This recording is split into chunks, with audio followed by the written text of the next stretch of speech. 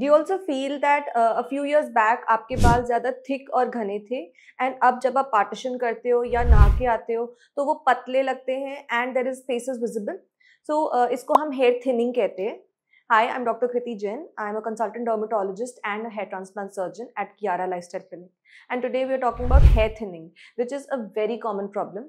Every person coming to me is almost worried about their hair because या तो उनके बाल गिर रहे हैं या पतले हो रहे हैं. तो हम आज सिर्फ hair thinning की बात करते हैं.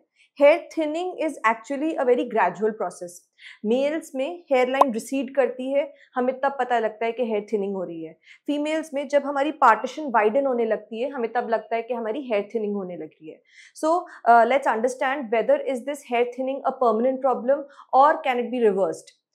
First and foremost, it is definitely not a permanent problem, but it needs to be handled very actively.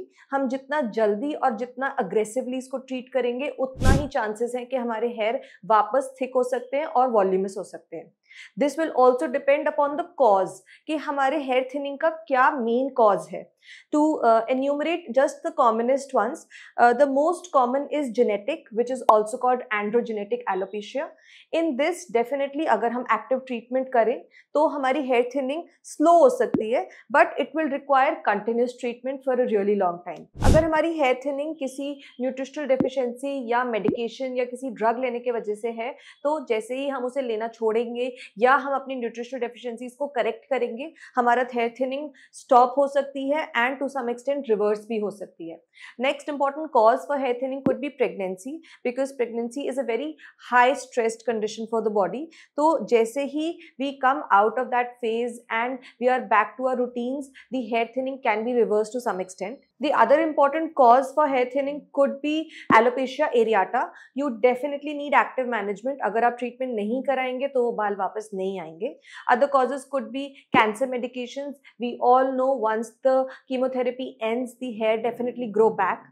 Stress is also a very important factor which can lead to conditions like telogen effluvium, and in that also hair thinning is seen. But the minute we correct that, hair thinning can be reversed. So what we understand from this is that as long as we know our causes and we are correcting them, this is not something that we should be worried about. Now let's talk about the treatments that one should be doing once there is hair thinning. There are only two FDA approved medications. First one is minoxidil and the second one is finasteride. Now minoxidil most importantly is used as a topical medication. उसको spray की तरह सुबह और शाम करना चाहिए and regularly use करना है. But some people feel जब वो spray करते हैं तो irritation हो सकती है, या because of its alcohol base, headache is also a common problem due to which people discontinue it. तो इसका solution क्या है? Now we have oral medication also for minoxidil, but इसके लिए हमें कुछ precautions लेनी चाहिए, especially blood pressure monitoring, which has to be done regularly. And it's a very simple substitute from a topical to an oral preparation, though that is not FDA approved. The second important medication is finasteride. Yes, it's a DHT blocker and it can be used to control hair thinning. But हमें एक doctor को consult करना है whether it is the appropriate medication for us given our reproductive age group and our family plannings. It works very well. It has to be continued for a long time. If not orally, even topical preparations are available. Nowadays, in fact, finasteride का ही एक relative है dutasteride, which is available even in injectable form. So that also can be planned. So speak to your doctor if that is the medication that we need to plan for your hair thinning. Next treatments available are PRP, which is platelet-rich plasma therapy. Nowadays, we are also doing growth factor concentrates, which is a step higher towards inducing all the growth factors which we need for controlling hair thinning and promoting hair regrowth.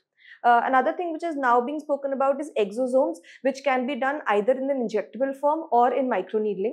So we can go for any method depending upon which is going to be favorable for the delivery of the exosomes. Exosomes can either be a plant-based one or the animal-based one. Now, the salmon-derived exosomes are the ones which are looking to be more promising than the previous ones we had. So, in people जिनको किसी भी चीज़ से response नहीं मिल रहा था और hair thinning काफ़ी ज़्यादा थी, वहाँ पे exosomes काम आ सकते हैं. इनफैक्ट एक्सोसोम हम पोस्ट हेयर ट्रांसप्लांट भी कर सकते हैं. लेट्स से हमने किसी एरिया में हेयर फॉलिकल्स लगाए हैं and we want to promote hair growth in that area, so that can also be done with the help of either growth factors or exosomes. Next also are essential oils, because some people feel that hair thinning or hair loss is happening essentially only because of dryness, so their massage can help. The other thing which really helps is a low level laser therapy, which is nothing but red light. It's a red LED which has a certain wavelength and can be used to promote hair growth. You can speak to your doctor whether you need a home based device which comes in the form of a cap or a comb, or you want to take that LED therapy in the clinic setting itself. It has to be done 3 days a week for almost 20 minutes and has to be done for a really long time, but has been proven to be very, very effective. So share this video with anybody you feel who is suffering from hair thinning and wants a corrective measure. Put down in the comment below if you have any query regarding the causes of hair thinning or treatment or any other related query. Like, subscribe to our YouTube channel, press the bell icon for future notifications.